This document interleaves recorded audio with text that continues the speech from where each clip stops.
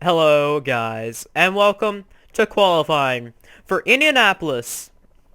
Indianapolis, a special place to be. It's always been a tradition in the MFNSRA SCS to do this race around the halfway point of the season.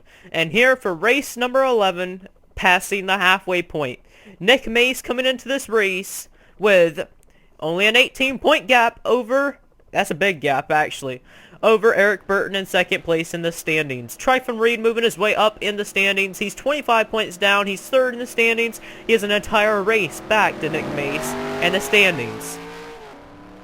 And there's really nothing much to talk about. But as the cars are going to get ready to roll off, let's get you ready to go onto the racetrack here. Boy, Indianapolis, a special place to be. Let's see who will take the pole of Indianapolis. And now to start the qualifying session here at Indianapolis. Boy, this is a very special race to be at, to try and qualify in. Everyone's going to be in the race, but one big news headline into this race here. Tryphon Reed coming into this race. I know I mentioned him in the pre-race there, but I just realized that he is booted out of his ride and he's not even here. Because he did not comment in the comment rules. He hasn't commented in 3 or more races, in 3 or more consecutive races. So Reed, third in the standings, a whole race back to Mace, is not going to start the race. And he won't be back. So it's kind of sad. But Hayden Klein in the 9 car, the first car to take to the racetrack. Klein, most doubtably in the number 9. Remember him back in the 8 car here in Season 2? Yeah. Came his second career win in the SCS. He ended up winning out there. He came with a very good finish there to Eugene Max at that race. Season 2 was very good. And already Galligan and Jacob Hart has already taken to the tracks on the timer here. But Klein is going to be the first driver to take time, I think. We're going to check and see. Cross start finish line. And Klein is going to be running a 53-second bracket right behind him there. Luke Martin and the 18 Interstate Batteries Chevrolet is also there. Martin in the 18 only has 1 top 10 this entire season. So he's looking to try and get on a roll. Andres Allen in the 43. He's really been climbing up the charts in the stand. He's missed 4 races, and he's right there, 38 points back to Nick Mace. Really on a hard charge. If he would have started the races, he would have been doing good. But Dom Capps in the 5 car, who missed out his 96th, what would have been his 96th start in the SCS. He did not start New Hampshire because he did not comment, but he has messaged me saying that he was on a he was sorry about not commenting and everything, and blah blah blah blah blah, and he did not. He had no internet for 2 weeks or something like that. But Caps is back, and right now he was on the pole, but it's not for no more. Charles Sanford to the top of the leaderboard, but I don't know if that'll change for long because Caps looks like he may be fast here across the start finish line, and the 5 jumps up to 3rd, but not quite to the pole. Brandon Bain across the line. He jumps up to 3rd. And Sean Perkins up to 7th. And the 8 car of Daniel Day up to 3rd, but not anymore. The 48 in the 2nd place there, Nick Mace. Noah Hart across start finish line didn't do anything there. Across start finish line for Duncan. He stays in 7th. And Chris Summers gets knocked out of the top 10 as Greg Brown moves his way up into 8th position. These guys right here are running kind of further back. Petrie London doing really good. But whoa boy, they're really tight right there. Galligan up to 4th. With Charles Sanford still the fastest on the leader charts here. Brandon Bain, let's see what he runs here. Charles Sanford not Charles Sanford.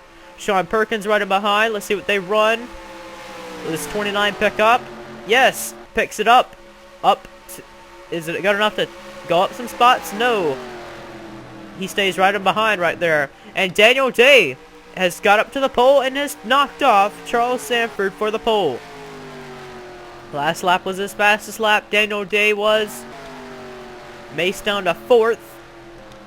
Ian Duda, he ran his fastest lap of the qualifying session last lap. Running really good for the Bill Davis crew right there. Top 5 so far. Noah Hart, really not anywhere good. He's already he's near the road of the field here. But Andres Allen, he ran up to the top of the charts there last lap. And Luke Martin in the 18 almost hit the wall off turns number 1. Richard Johnson, he's also very slow. 22nd. Dom Capps, 10th position there.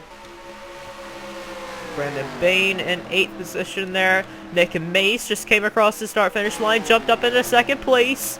Drafting right in behind. Eric Burton used up all the racetrack there. Off turns number 1. These guys want to get the pole here. Jacob Hart looking to try and get a top 10 starting position here. Noah Hart still running near the road of the field. Duncan back there, he scraped the wall. Chris Summers, he was inside the top 10 for a little while there, and he fell out of it.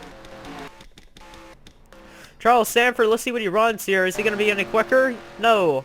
Slows down. This is a big pack of cars here. Let's see what Caps runs. Caps, will he be quicker? No. But this guy is. And Richard Johnson, is he going to pick up any positions? No. DeMax is still in 8th position there. Boy, they scraped the wall there. Still no pickup at all. Mace right there in the 3rd position, but right there the 8 car of Daniel Day will get back up into the top 2 there into 2nd position. But Andres Allen's fast lap. 51.24 over the 51.34 of the Daniel Day machine. So you got Allen, Day, Mace, Burton, Sanford, Perkins, and boy, we've had a wreck or something further forward here. I think it's with Ashley Mace. I think it might have been. Someone must have got turned around there. We didn't see it. But Andres Allen still on the top of the leaderboard. And I think Daniel Day may have just ran a quicker lap last lap. No, I thought so. But it isn't. And whoa, we have had a wreck further forward here. It's with Ian Duda and Richard Johnson. Johnson 6th and Duda in 8th position on the leaderboard there. They have had some troubles there. I think Johnson got turned around. I think Ian Duda just wants to get back on the racetrack. I don't think he had anything to do with that. But you can see Johnson did get turned around by somebody. Richard Johnson will keep his starting position. Even if you do go to a backup, you still do not have your time disallowed. And Andres Allen just keeps picking up the pace, doesn't he? 51.20 last lap. Another fast lap for him. Drafting off the back bumper, Brad Johnson. Chris Summers returning to the racetrack. Dylan Young in the 7 car has had some troubles last lap. I don't know what happened to him, but Dylan Young in the 7 Series Dodge has damage. And he ran his fastest lap of the qualifying session last lap. He got 15th. Daniel Day, Sean Perkins drafting there. Burton 4th. Mace 3rd. They're right there as well. Jacob Hart right there down to 14th. Perkins. Oh no! Oh! Ian Duda blows up in qualifying. And that right there, that 9th position right there, I don't know. I don't think you go to the rear of the field for blowing up or having to go to a backup, but Ian Duda randomly blows up in qualifying. Wow, Ian Duda, just randomly out of the blue. We just went to him and he blew up. He's running right now 9th on the board, looking to get his best qualifying position of the season. And Duda coming off of a strong performance at Talladega, but not a strong performance at New Hampshire. Duda ended up getting his 2nd top 10 of the season at Dega. Right now, not so good. But where is Andres Allen at? The 43 car. I can't find him. There's Andres Allen right there. I don't think anyone can challenge him right here. Andres Allen and the 43 really looking strong to do what he has to do to try and catch Nick Mace in the points. But with Mace finishing in the top 5 like every race, it seems like Nick Mace in the 48 just came off the New Hampshire race with his 8th top 10 or 8 top 5 of in a row, and Andres Allen just came off of his 5th top 5 in a row. So Andres Allen on a hot streak here, trying to catch the 48 here, and all of a sudden here, new player right here, Eric Burton. He's gotten faster here, but not fast enough to get to the pole. He's running by himself, which is really impressive by Eric Burton. Burton trying to beat that fast lap, but I don't think it's going to be done. Burton just 1/1000th of a second. He beat Daniel Day. That is very close right there to be on the outside of the front row. Burton there coming to the start-finish line. Let's see what he runs as the clock is over. Or no, it isn't. It's fixing to be. But let's see what he runs here. He actually picks up there, but not enough to get the pole. And Nick Mace did not pick up any there. Let's see what these guys run. They're running fairly quick here. Martin has draft off the 97, but let's see what they run. Last lap, nothing special for him. But Andres Allen, the 43, looking strong to get the pole here. Looking for that 16. There he is, Eric Burton. Let's see what he runs here. He's on a hot streak right here. 2 fast laps in a row. Can he do it? With 7, 6, 5, 4, 3, 2, 1. Practice is a close, and he cannot get to the line fast enough. Burton will not get the pole.